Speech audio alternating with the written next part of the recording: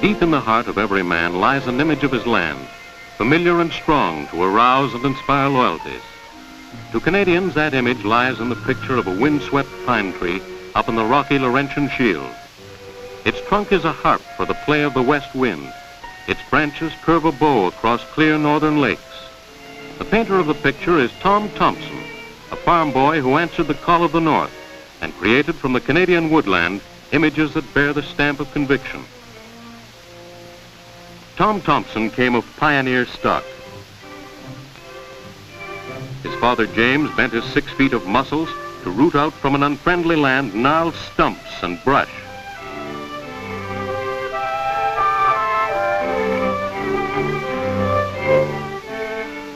Out of the wilderness, he built the sturdy red brick farmhouse, leaning into the hill that stood looking over his broad acres.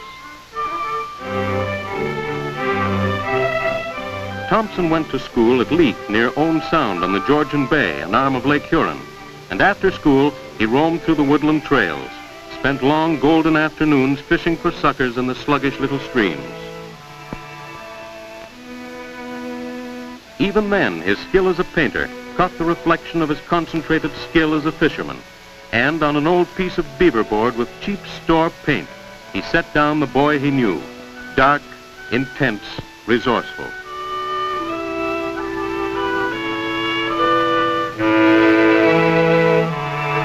In the dappled waters of slow-flowing streams, he first learned to handle a rowboat on the lazy summer days.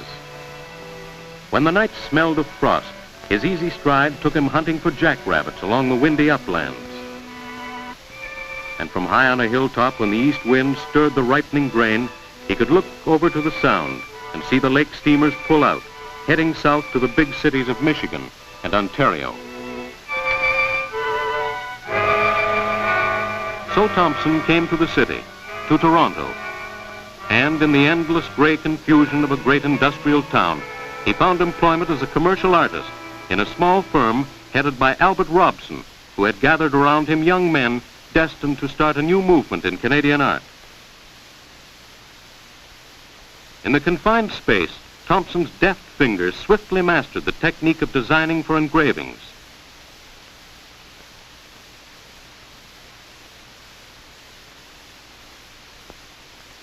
His sense of pattern was already original, and his easy brush flowed swiftly on the paper.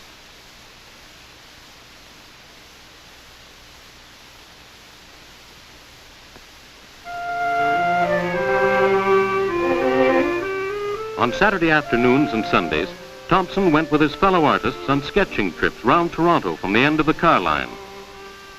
With sketch boxes and a sandwich lunch, they swung upward through the spring woods near York Mills. They sketched under softly clouded spring skies on the banks of the Humber River. To Thomson, as to all young artists, disappointments were many, but the petulant gesture of the student unable to control his brush could always lead to other skills, for he had a craftsman's fingers that returned him continually to his own woodland world.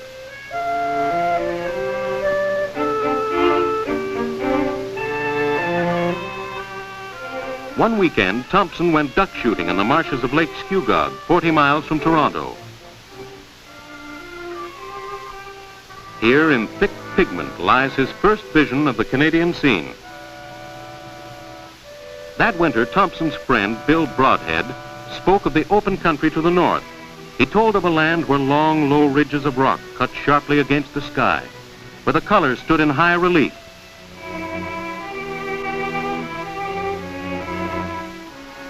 A land of bold outlines and little compromise, where a man might paddle a canoe for 3 weeks on end, lost in the wilderness, and in the silence of deep water, shatter the stillness by a single stroke of the paddle.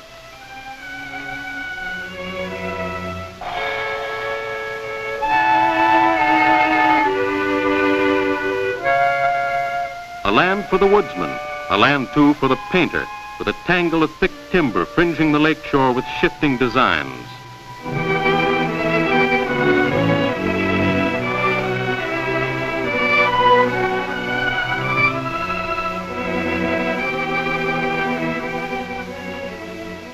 Next summer, Thomson and Broadhead took a 300-mile canoe trip from Biscatacing on the transcontinental line north of Sudbury, Ontario, over the height of land, and back again down the Mississauga River till it falls into northern Lake Huron.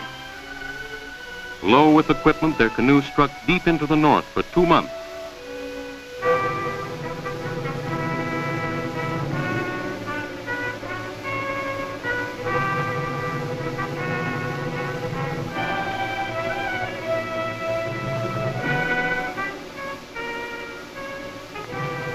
They lifted the canoe onto their backs and plodded over the rough portages among the mottled light of the cool summer woods.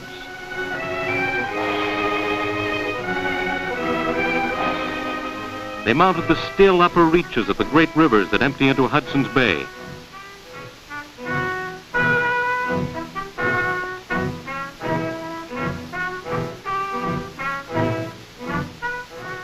They cruised beneath the crags of a land carved in the grand manner.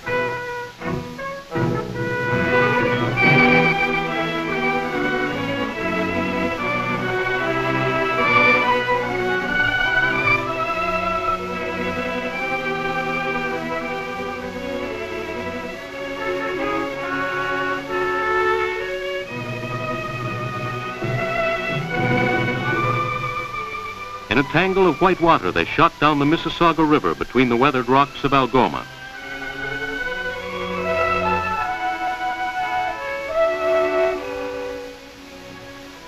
Thomson came back with his first northern sketches.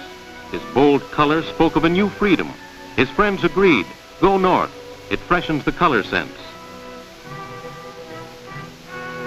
On the borders of New Ontario, near where the curving Ottawa has provided since the days of Champlain a portage to Lake Huron, lies Algonquin Park.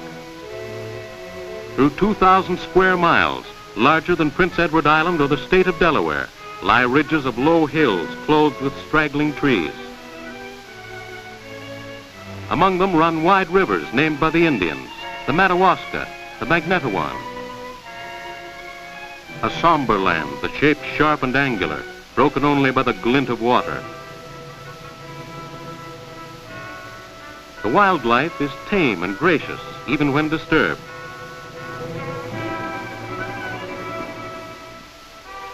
And along the foaming rivers, the thrust of the lumberjack sends the logs from the camps tumbling down into the spring freshets.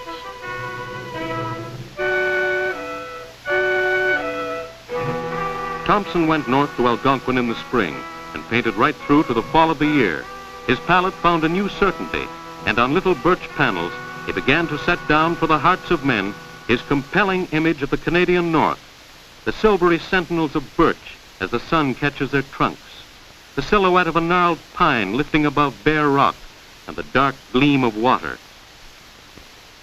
One of the sketches, a northern lake, he worked up into a stormy canvas, and the Ontario government bought it. Among those who attended the exhibitions regularly was Dr. James McCallum.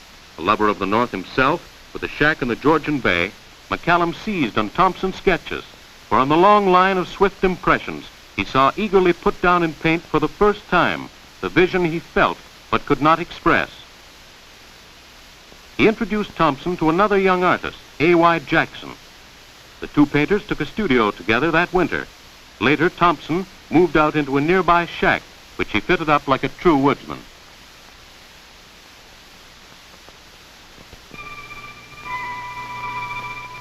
Under the icy skies of mid-March, when the snow still shrouds the Canadian earth, Thomson packed up and went north to the deep silence of the woods.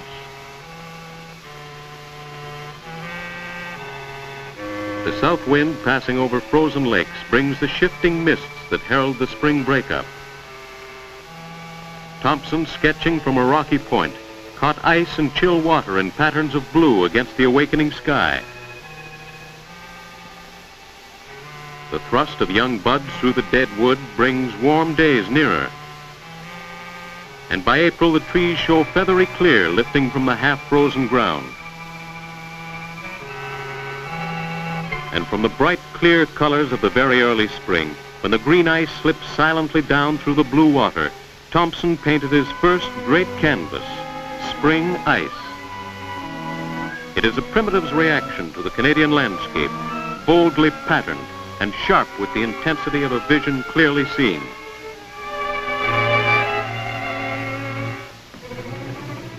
With the melting of the great rivers, agile lumberjacks leap across the booms, and the logs come down in a roaring confusion.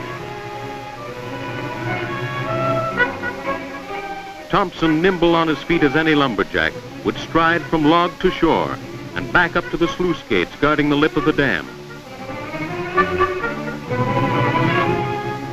In bold strokes, he sees the swirl of white water and the sharp flash of timber pounding through the sluice gates.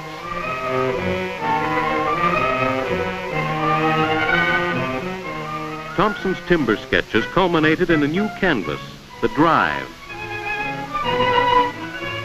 Bold in its simple pattern and alive with the ceaseless movement of big logs swirling in a great curve downstream to the mill.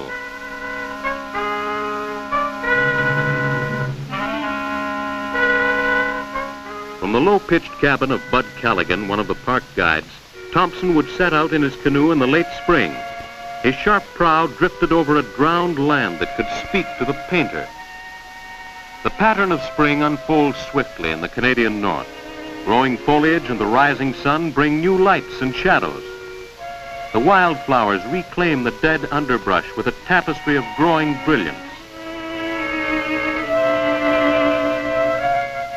And the fronds of budding flowers spread their Chinese willow pattern over the warming lakes. The maples film with shoots of green standing out against ramparts of swamp spruce, and underfoot, marsh marigolds and cattails weave a carpet of color.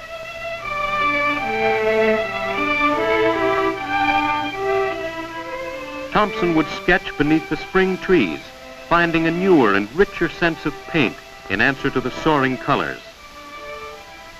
But the delicate green soon became the olive monotone of summer.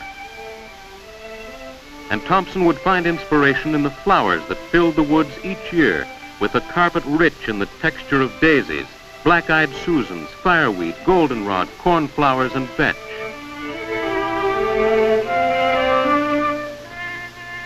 But mostly the woods lacked the dramatic colors he loved, and until fall he earned money as a guide and spent his time in the swift joy of fishing for bass and muskies.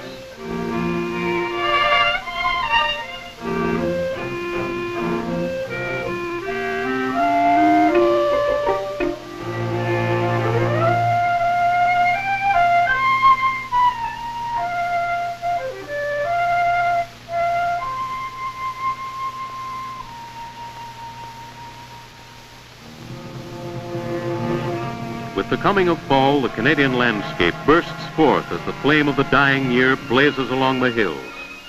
Here it was that Thomson set down in paint with the glory of stained glass, the image of Canada that has spoken with overwhelming conviction for 30 years.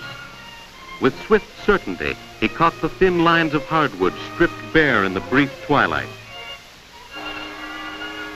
From silver birches by a lake, he created in flat linear patterns the canvas October, in cobalt, deep orange, and blue-gray, the happy pause of Indian summer, and the last of the failing sun. As autumn deepens over the land, the gaunt trees frame a paler sky. Thomson made an angular design of burnt skeletons and rock, lifting under clouds leaden with the first snow. In his research into changing Northland patterns, Thomson was guided by a sure instinct for the dominant factor in every scene, and his small birch panels have the authority and warmth of a large canvas. Like the work of his neighbor artist to the south, Thomson's painting is intensely native, stamping in the hearts and minds of his fellows an image of the country they love. From the fall colors in Algonquin came somber elegies like Northern River, where the tracery of spruce against darkling water becomes a craftsman's pattern.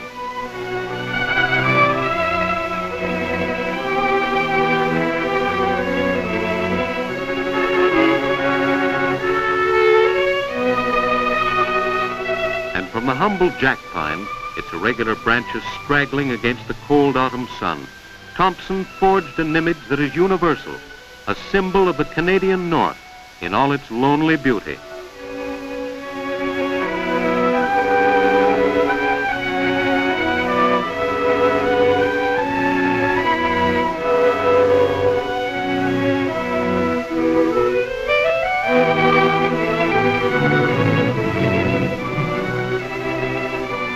At the end of October, the land lies stripped of its color, and the bare ribs of the earth show through. The arms of the naked trees become strange, torn shapes, and the curving outline of the pine cradles a fading sky. The harsh west wind sings a dirge for the dying year. And Thomson, watching a wedge of ducks fly south high over the gray and silent land, painted one of his last great canvases, Chill November. 7 months later, he drowned when his canoe sank into the depths of the lake that was his home. He was barely 40. He had painted for less than 4 years. A.Y. Jackson remembers him vividly. Thomson has become a mythical figure in Canadian art. His sudden emergence from the field of commercial design into painting, his brief career of less than 4 years as an artist, and his tragic death make the most dramatic story in our art history. Thomson's development was amazing. He loved color, from the most subtle harmonies to pure reds and yellows, painted with a full brush, and with such assurance that he could put a color on and not touch it again. In these few years, he contributed more to Canadian painting than any other artist has done in a lifetime of study and hard work.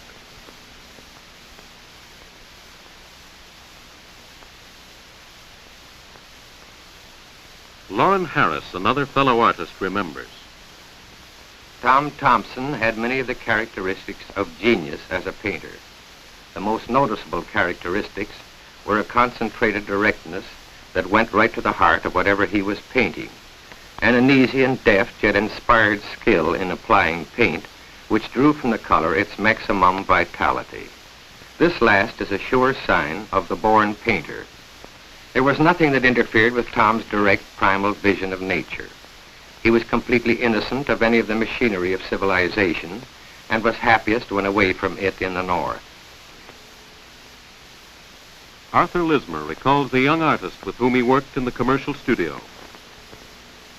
In 5 years, from 1911 to 1917, Thomson's career began and ended. It was a short life, but a tremendously rich and productive one. In that brief time, Canadian art began and achieved a new life. Canada had found an interpreter, one who knew the North Country, who had explored its secrets and revealed its dramatic and varied beauty.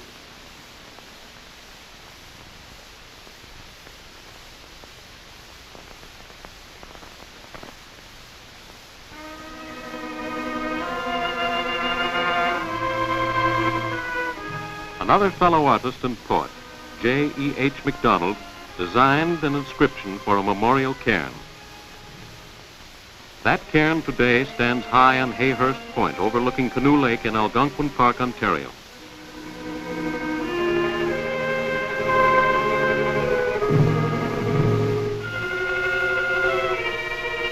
To the memory of Tom Thomson, artist, woodsman, and guide, who was drowned in Canoe Lake on July 8, 1917. He lived humbly but passionately with the wild. It made him brother to all untamed things in nature. It drew him apart and revealed itself wonderfully to him. It sent him out from the woods only to show these revelations through his art. And it took it to himself at last. He was a good Canadian.